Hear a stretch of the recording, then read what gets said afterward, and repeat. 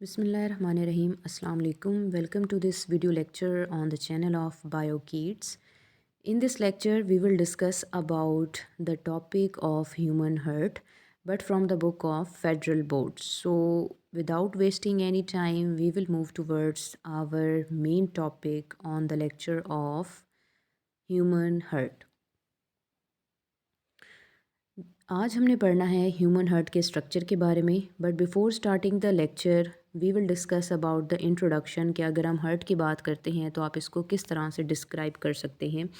जो हार्ट है ये एक पंपिंग ऑर्गन होता है जो कि ब्लड को पंप करता है डिफरेंट ब्लड वेसल्स के अंदर, और लैटिन में इसके लिए एक वर्ड यूज़ किया जाता है कोरोनरी, और ग्रीक में इसके लिए एक वर्ड यूज़ किया जाता है कैरोटिड। ठीक है, मींस ग्रीक लैंग्वेज में एक वर्ड यूज़ किया जाता है कैरोटिड और लैटिन में एक वर्ड यूज़ किया जाता है coronary that represents the heart.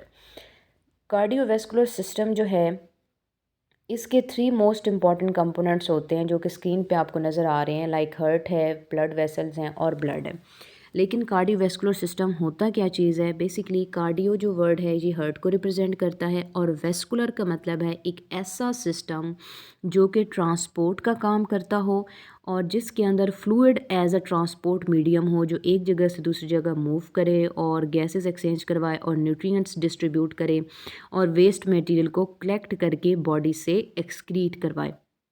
जैसे आप प्लांट्स के अंदर पढ़ते हैं वेस्कुलर बंडल्स के हवाले से, तो जो वेस्कुलर बंडल्स होते हैं उसमें फ्लूइड मौजूद होता है जो न्यूट्रिएंट्स की डिस्ट्रीब्यूशन के लिए होता है। बिल्कुल वैसे ही कार्डियोवैस्कुलर सिस्टम का मतलब है एक ऐसा ट्रांसपोर्ट सिस्टम जिसमें ब्लड एज अ फ्लूइड काम करता है और ये डिफरेंट वेसल्स में से गुजरते हुए हमें न्यूट्रिएंट्स भी प्रोवाइड करता है, गैसियस एक्सचेंज में भी इंपॉर्टेंट रोल प्ले करता है और बॉडी से जो वेस्ट मटेरियल है वो भी एक्सक्रीट करवाता है। सो ह्यूमन कार्डियोवैस्कुलर सिस्टम के 3 पार्ट्स हैं, heart, blood vessels and blood. जहाँ तक बात है ह्यूमन हार्ट स्ट्रक्चर की, तो स्ट्रक्चर क्या चीज़ होती है, यानी ये इसका जितना भी हमने चैम्बर्स वगैरह डिस्कस करने वो सारे इसके स्ट्रक्चर में आते हैं। सबसे इम्पॉर्टेंट चीज़ क्या है? पेरिकार्डियम, यानी जो आउटर मोस्ट कवरिंग है हार्ट की, इसको हम पेरिकार्डियम का नाम देते हैं। पेरिकार्डियम आउटर कवरिंग है हार्ट की, लेकिन इसकी फर्दर 2 लेयर्स होती हैं, outer layer and inner layer. जो आउटर पेरिकार्डियल है वो वाइट फिब्रल से बनी होती है जो कि हार्ट को ओवर स्ट्रेचिंग से बचाते हैं, जो कि हार्ट की शेप मेंटेन करते हैं और हार्ट को प्रोटेक्शन प्रोवाइड करते हैं।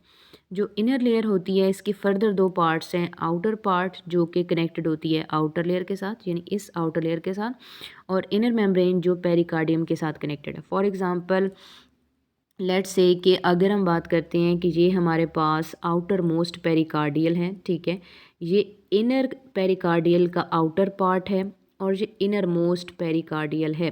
ठीक है, हमने क्या है कि जो इनर मोस्ट पेरिकार्डियल है वो आउटर के साथ यहाँ पर इस तरह से कनेक्टेड होती है, और जो इनर मोस्ट पेरिकार्डियल लेयर है यानी ये वाली जो लेयर होती है सेंटर में इसके हार्ट मौजूद है, तो ये हार्ट के कांटेक्ट में होती है, और इनर और आउटर पेरिकार्डियल के दरमियान फ्लूइड होता है, ये डॉट्स फ्लूइड को रिप्रेजेंट कर रही हैं जिसको हम पेरिकार्डियल फ्लूइड का नाम देते हैं। और पेरिकार्डियम का फंक्शन क्या होता है जी? फंक्शन ये है कि ये हार्ट चैम्बर को ओवर स्ट्रेचिंग से बचाती है और उनकी प्रोटेक्शन करती है। अगर हम हार्ट वॉल्स की बात करते हैं, सो लेयर ऑफ वॉल्स, यानी कि जो हार्ट वॉल है उसकी कितनी लेयर्स हैं? 3 लेयर्स होती हैं, epicardium, myocardium, endocardium. Epicardium outer most membrane होती है या आउटर मोस्ट लेयर होती है जो कि सीरस मेम्ब्रेन से बनी होती है। सीरस मेम्ब्रेन का मतलब है एक ऐसी चीज़ जो मॉइस्चराइज्ड हो, जो पोरस स्ट्रक्चर हो, तो वो सीरस की तरह का होता है ताकि ईजिली अपनी फंक्शनिंग कर सके।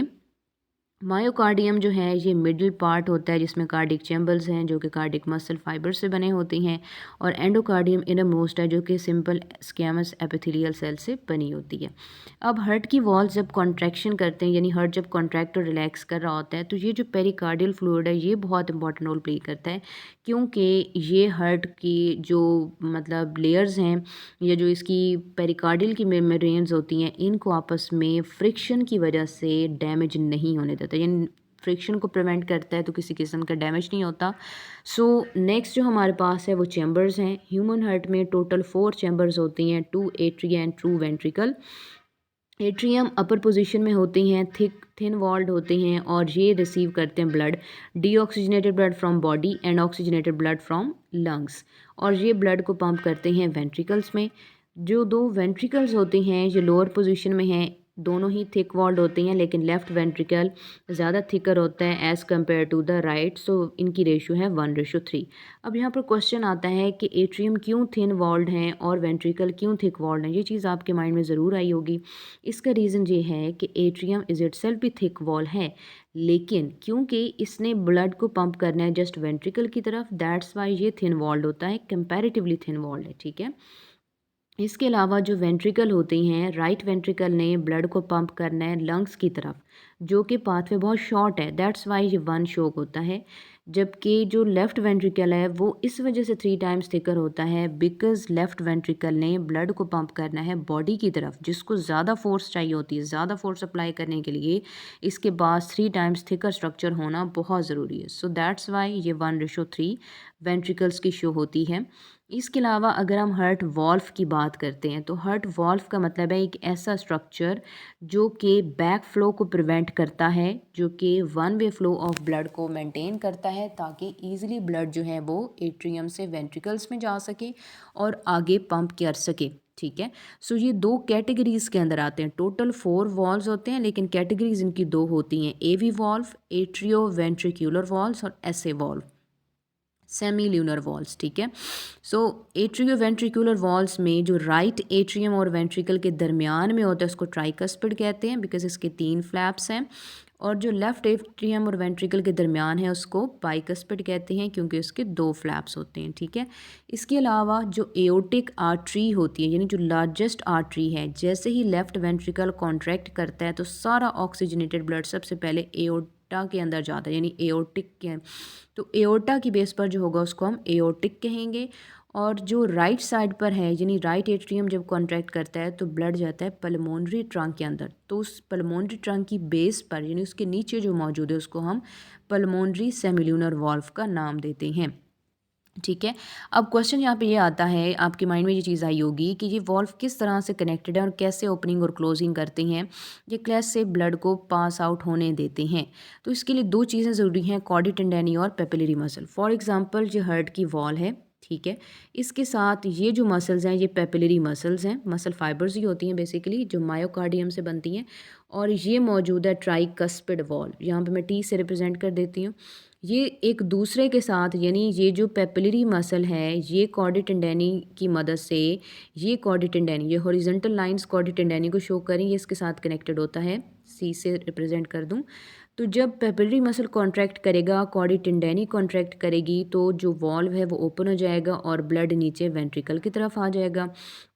इसी तरह जब पेपिलरी मसल्स रिलैक्स करेंगे, कॉर्डी टेंडेनी रिलैक्स करेगी, ट्राइकस्पिड वॉल्व क्लोज रहेगा, तो ब्लड जो है वो ऊपर एट्रियम के अंदर ही रहेगा।